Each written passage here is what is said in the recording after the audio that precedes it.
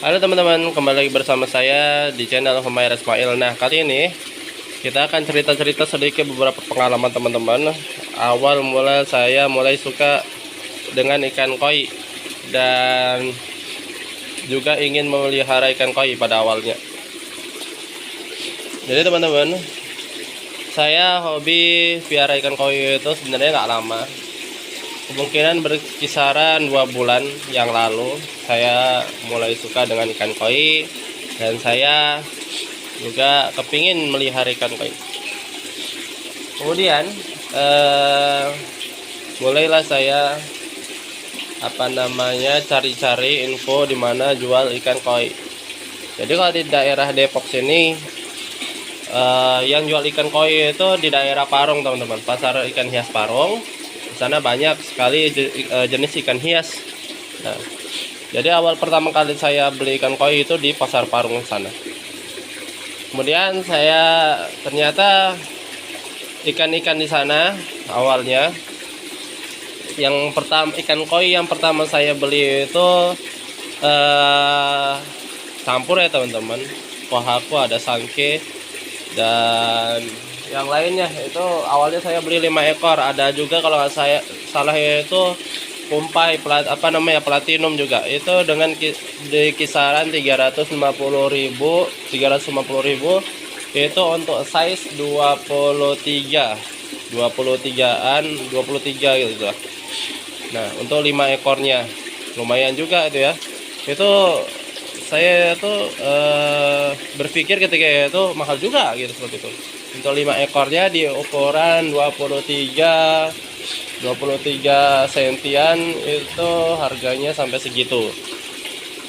Ya namanya juga ikan hias, mereka menjual bukan ukuran mungkin karena warna. Memang ketika itu saya melihat warnanya bagus teman-teman. Doetsu lagi tanpa sisik, jadi mengkilap gitu.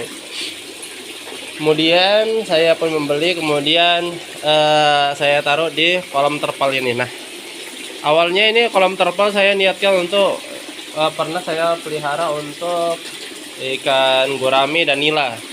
Kemudian ikan gurame dan nilainya saya pindahkan dan saya masukkan ke kolam terpal saya, ikan koinya gitu. Jadi sempat juga saya cari-cari info di YouTube, di Facebook ya tentang ikan koi. Ternyata ikan koi itu bisa jadi mahal, sebabnya karena memang kita belinya nggak langsung dari petani. Kalau kita beli langsung dari petani itu relatif lebih murah.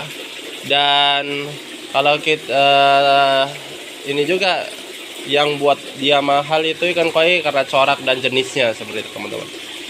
Dan sempat saya lihat-lihat YouTube di pasar Parung banyak yang buat video review. Mulai saya kenal dengan seseorang ya di situ. Ya, saya mulai kenal dengan seseorang ya yang lokasinya tidak jauh ya dari pasar Parung itu.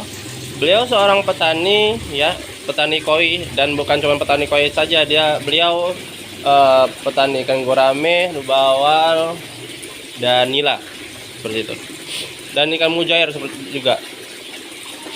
Awal saya kenal beliau, kemudian tanya-tanya soal koi, belajar tentang koi. Mulailah saya beli ikan koi dari kolam sawahnya beliau, dan yang diberikan itu bagus-bagus teman-teman. Kita beli sama dia itu dengan harga murah, jauh lebih murah. Kalau kayaknya itu dari murah banget pokoknya itu. Kalau ukuran 25 cm itu dia bisa jual harga 10.000 atau sekitar 10.000 atau sampai 20.000 seperti itu. Murah, jauh lebih murah daripada yang saya beli sebelumnya ya. Itu ya bedanya kalau kita beli langsung dari petani atau dengan kita beli ke orang kedua, tiga, keempat, dan lain sebagainya. Oh ya, tadi videonya kita jeda sedikit ya. Oke, jadi awal-awal saya itu tadi miara ikan koi ya, saya beli dari petani. Ya ternyata ada syarat-syaratnya kalau kita beli dari petani itu ya teman-teman, nggak bisa asal-asalan ya, ada step-step yang harus kita lakukan. Karena awalnya saya hanya bermodal dengan semangat tanpa belajar lebih dalam mengenai koi, karena koi ini sifatnya sensitif ya. Kalau kita remehkan satu hal saja itu bisa berakibat kematian teman-teman. Jadi awalnya saya bermodal semangat, ada uang sedikit saya beli koi. Karena belinya dari petani dapat banyak. Saya pelihara di di akuarium. Yang saya tahu ketika itu kalau koi itu dia butuh oksigen. Jadi saya beli aerator serta filter yang bisa memancurkan air. Awal-awalnya seminggu 2 minggu pertama itu sepertinya tidak terdapat masalah. Tapi ketika masuk ke minggu ketiga mulailah ikan koi itu mati satu persatu. Hingga ketika itu dari 20 ekor ikan koi yang bertahan hanya 2 sekarang. Kemudian saya ya depresi. Ada keinginan untuk udah susah memelihara ikan koi. Jadi saya udah nggak usah lah, susah melihara ikan yang lain aja, ikan lele nggak, kayaknya tidak seperti ikan koi seperti itu. Tapi setiap saya lihat video muncul ikan koi, keanggunannya, kejinakannya, kemudian harganya juga yang mahal, saya pun ada keinginan lagi untuk meliharanya. Seperti ini lah, agak keras kepala, jadi udah seperti hobi ya. Mulailah saya sebelum ingin memelihara ikan koi yang untuk kedua kalinya, saya belajar lagi ya. Dan saya juga selain saya belajar di video YouTube yang selalu saya tonton, saya belajar langsung ke petaninya karena dia juga ahli, karena sudah hampir ya 5 tahun lebih beliau berkecimpung di ikan koi ini. Saya belajar bagaimana menangani ikan koi yang sakit, diam segala macam, dari air, pakan dan lain sebagainya. Ya, setelah itu ada sebulan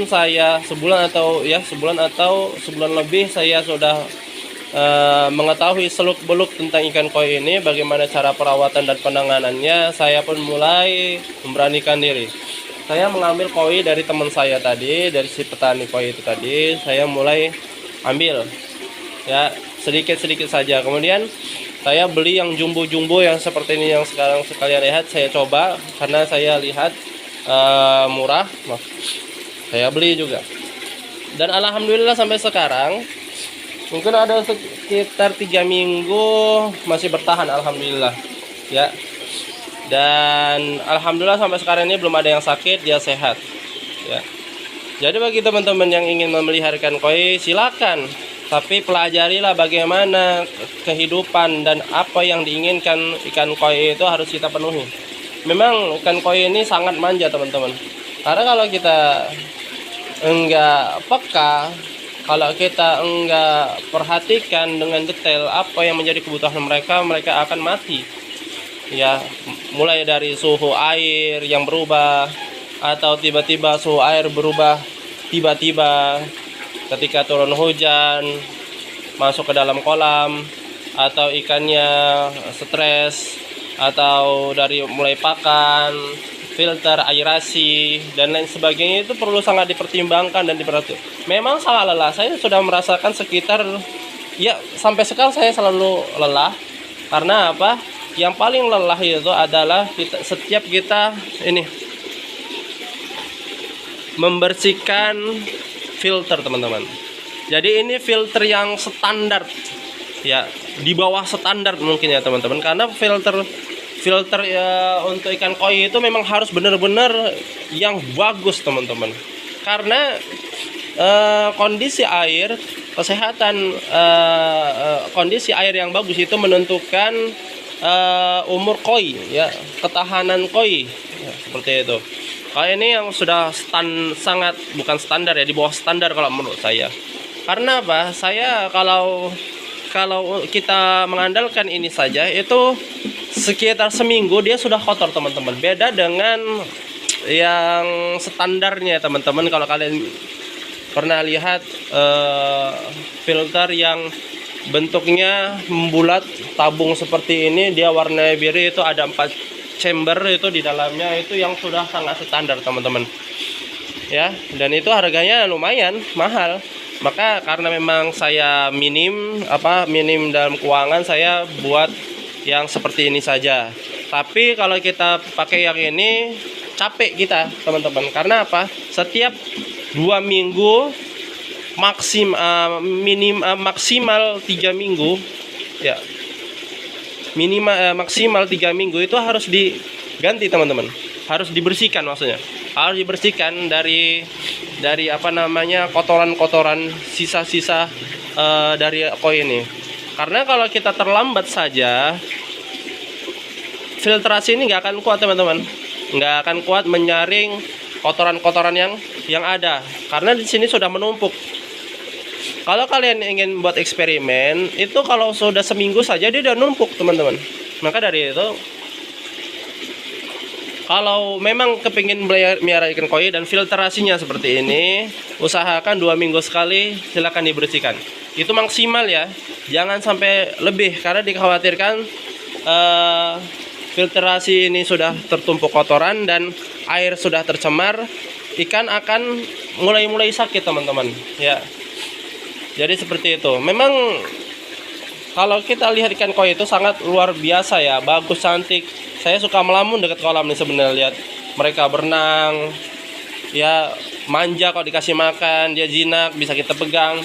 Tapi itu yang ada sisi sulitnya, karena ikan koi ini dia sifatnya manja ya, kita harus ya capek-capek untuk mengganti filternya. Belum lagi kalau tiba-tiba air berbuih dan kotor, kita harus mengurasnya, memberikan obat lain sebagainya seperti itu. Jadi bagi teman-teman yang ingin memelihara ikan koi, silakan, tapi dipertimbangkan dulu ya, pelajari terlebih dahulu. Kalau tidak akan menghasilkan sia-sia ya. Jangan sampai bermodal semangat, banyak uang, tapi kita tidak tahu ilmunya, bisa lenyap itu uangnya, beli mahal-mahal tiba-tiba mati ya, seperti itu. Dan pertimbangkan lagi mengenai listrik ya.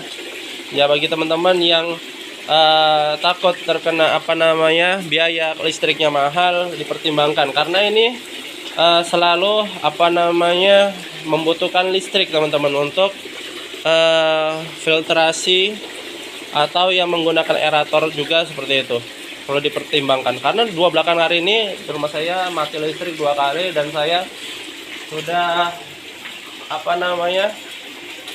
sudah pasrah ya, mati ikan itu, mati ikan lah, ikannya mati lah seperti itu.